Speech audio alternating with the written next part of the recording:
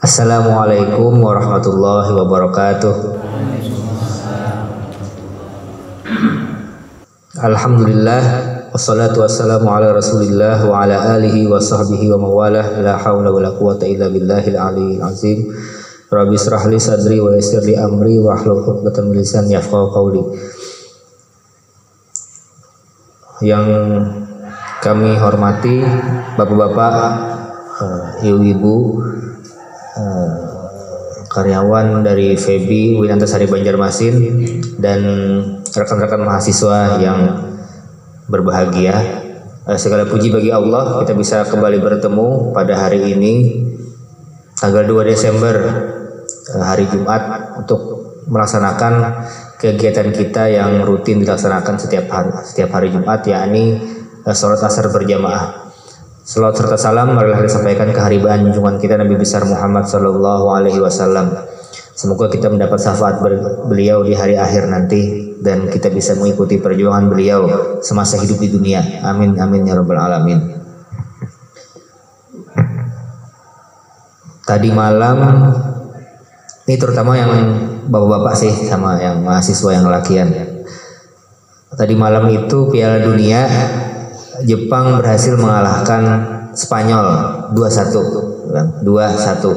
Skor yang di luar dugaan, karena kan Spanyol negara kuat di sepak bola. Jepang itu kan kayak kita juga, orang Asia, tinggi awak tidak terlalu ganal, postur tubuh tidak terlalu besar, tapi bisa mengalahkan negara besar, negara raksasa Spanyol. Dan dengan itu akhirnya Jepang bisa lolos ke babak 16 besar Piala Dunia, akan bertemu dengan Kroasia ya kalau nggak salah. Kroasia.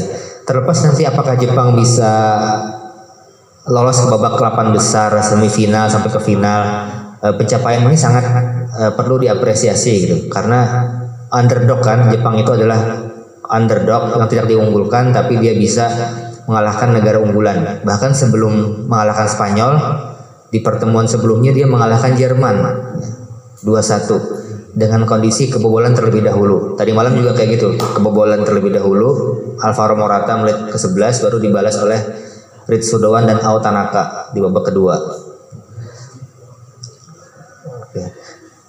Jepang bisa sepak bolanya maju gitu, berbeda dengan Indonesia, karena memang dia punya sebuah kedisiplinan dalam mencapai tujuan hidupnya. Nah, kalau Jepang itu dia tahun 92 membuat target 100 tahun. Pada tahun 2092 gitu kan, mungkin kita sudah meninggalan Bang. Itu 2092, karena kan target itu dibikin tahun 1992. 100 tahun kemudian dia targetnya adalah juara Piala Dunia. Target 100 tahun. Dan itu sudah dari 92, berarti 30 tahun sudah kawa mengalahkan negara besar. Jadi gak ada mustahil nanti tahun 2092 dia bisa mengalahkan, bahkan bisa juara Piala Dunia, supremasi tertinggi di olahraga.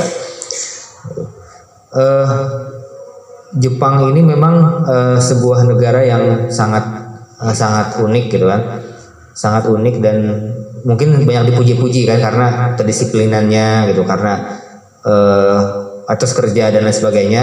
Ketika Piala Dunia pun penonton orang Jepang yang nonton di stadion, mereka membersihkan sampah-sampah yang ada, memutiki sampah di stadion, di bangku-bangku itu. Nah, diputikinya baik yang mereka buang oleh penonton Jepang sendiri ataupun dibuang oleh penonton lain selama di area mereka simpuni gitu.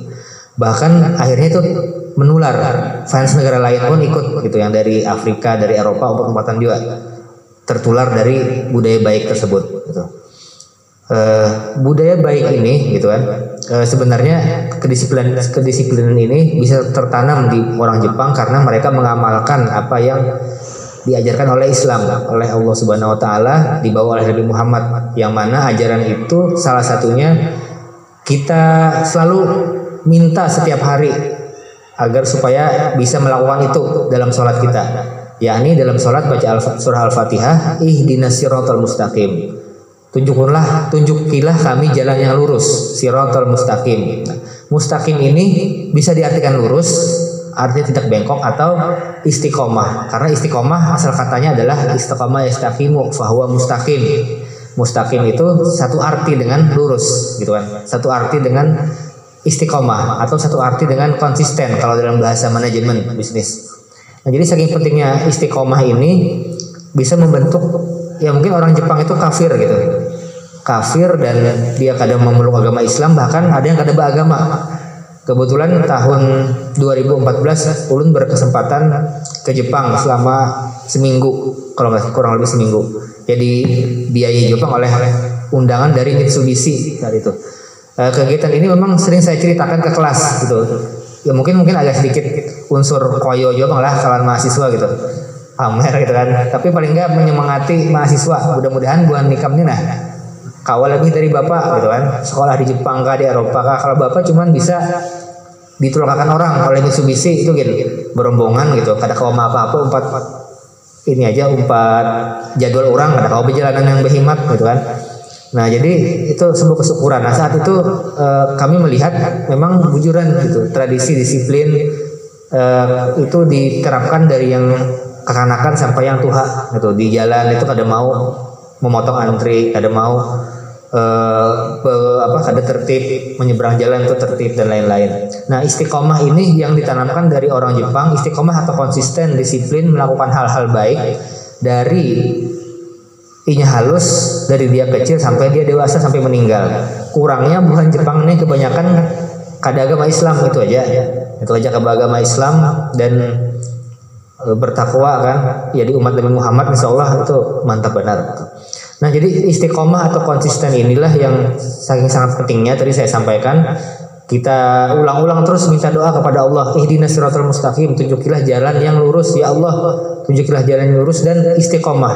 Karena jalan yang lurus artinya selain mengikuti apa yang diajarkan oleh agama Islam, juga bisa konsisten atau terus menerus dalam melakukan kebaikan. Suatu saat salah seorang sahabat bertanya kepada Nabi Muhammad SAW, wahai Rasulullah, pada hakan pang ajari ulun ya tentang Islam, nah mana yang pian ajarakan tuh kada kawa lagi ulun betakun yang lain sudah lengkap dah, ajaran Islam yang lengkap tuh kayak apa gerang wahai Nabi Muhammad. Maka kata Nabi Muhammad, qul amantu billah sumastaqim, berimanlah kepada Allah, bersahadatlah atau berikrarlah kepada dirimu sendiri untuk beriman kepada Allah dan sumastaqim, maka istiqomahlah atau konsisten dalam melakukan kebaikan. Dalam salah satu rekaman pengajian ya itu Al-Mukarram Tuan Guru Kiai Haji Zaini Abdul Ghani atau guru sekumpul. Sini pernah ulun mendengar rekamannya Jepang karena ketika itu mungkin masih kecil, kada tahu, kada hadir secara langsung. Jarsidin mengutip dari para ulama juga bahwasanya al istiqomah khairun min alfi karamah. Istiqomah atau konsisten itu berbuat kebaikan, baik yang kecil apalagi yang besar gitu, itu lebih baik daripada karomah atau keistimewaan atau kesaktian yang paling hebat gitu kan. Jadi biarpun ini mungkin kada bisa terbang gitu kan, kada bisa menghilang atau badan 2 tempat, tapi dia bisa istiqomah puasa Senin Kamis misalnya gitu kan, atau istiqomah menguringi orang ya kan, bertemu orang atau kuring. Kalau ulun kadang ketemu buan pian, kadang ketika lagi banyak pikiran marawagin kada gitu kan, melengos saja ada Pak Hadi di muka kada tahu muka. Nah orang istiqomah tuh istiqomah siapapun kondisi apapun dia akan takurihing gitu kan, takurihing terus kayak panawang lah. Karena ada orang pun takurihing sendiri, karena ada orang takurihing seorang di meja gitu kan, istiqomah kayak gitu. Ya bahkan istiqomah yang lain, misalnya mengajar istiqomah mengikuti RPS gitu. Kadang orang ngajar kadang mengikuti RPS juga banyak kisahnya di kelas gitu misalnya kayak gitu. Nah itu istiqomah yang dari menyapa orang dengan senyum, apa namanya, istiqomah mengajar sesuai yang ditugaskan gitu kan. Istiqomah datang tepat waktu, apalagi istiqomah yang terkait ibadah, istiqomah sembahyang duha, istiqomah sembahyang tahajud gitu kan, istiqomah salat 5 waktu berjamaah misalnya, itu juga termasuk bagian dari itu. Jadi mudah-mudahan kita bisa mengambil pelajaran dari keistiqomahan bangsa Jepang, gitu kan. Dari yang tadi ingin membina sepak bolanya, gitu kan. Bahkan sepak bola itu banyak pemain timnas Jepang yang berasal dari tim sepak bola universitas. Mungkin kalau ditiru nih, kayak Yuto Nagatomo itu backnya itu dia lulusan Meiji University, Fakultas Ekonomi, gitu kan. Bahkan karena skripsi tugas akhirnya itu bagus, diulah buku oleh kampusnya kayak buku yang di sini lah, gitu kan. Nah, tapi karena dia bakat olahraga dikembangkan oleh kampus, akhirnya jadi pemain sampai main di Eropa berapa tahun, sampai sekarang pemain yang berkaliber, yang senior, yang berpengalaman gitu. Jadi konsisten, semua kekanakan diajari olahraga oleh Jepang itu sesuai dengan minatnya masing-masing. Ada yang baseball, ada yang bulu tangkis dan lain-lain. Disiplinnya juga konsisten sampai tadi penontonnya itu membersihi di stadionnya kan.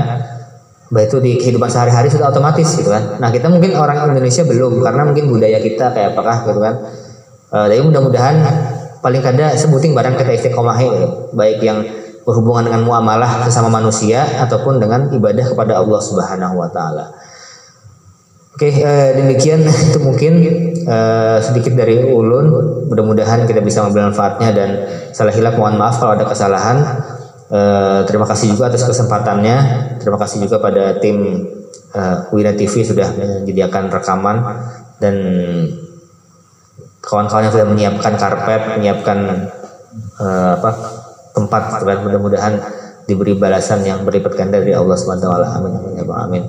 Wabillahi taufiq wal hidayah. Wassalamualaikum warahmatullahi wabarakatuh.